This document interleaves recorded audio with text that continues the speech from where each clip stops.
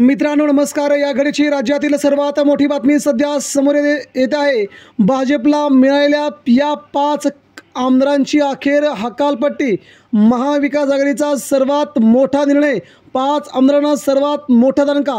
महाराष्ट्रात पुढील 3 महिन्यात सत्तांतर होत असताना हे आमदार मात्र खूपच टेन्शनमध्ये। बघूया सविस्तर अपडेट। मित्रांनो सध्या महाराष्ट्रामध्ये मोठ्या प्रमाणामध्ये महाविकास आघाडी सरकार येणार की भाजप येणार यांची चुरस चालू असतानाच महाविकास आघाडी महाराष्ट्रात 170 जागांसह लीडवर राहील असा अंदाज व्यक्त होतोय।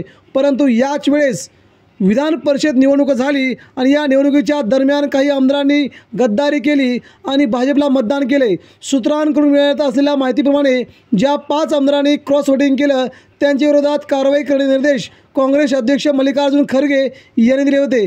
त्यामध्ये त्या आमदारांमध्ये जिशान सिद्दीकी, सुलभा घोडके, हिरामन खोसकर, जिंतेश अंदापूरकर, मोहन अंबिर्डे यांचं नाव असल्याची चर्चा आहे। काँग्रेसकडून मात्र कारवाई केली जाणार असल्याचं सध्या बोलत आहे। त्यामुळे या 5 आमदारांची काँग्रेसमधून हकालपट्टी होणार हे आता निश्चित झाले। ज्यांनी भाजपला मतदान केले अशा एकाही आमदाराला काँग्रेसमध्ये ठेवू नका असे थेट आदेश सध्या केंद्राकडून आले आहेत।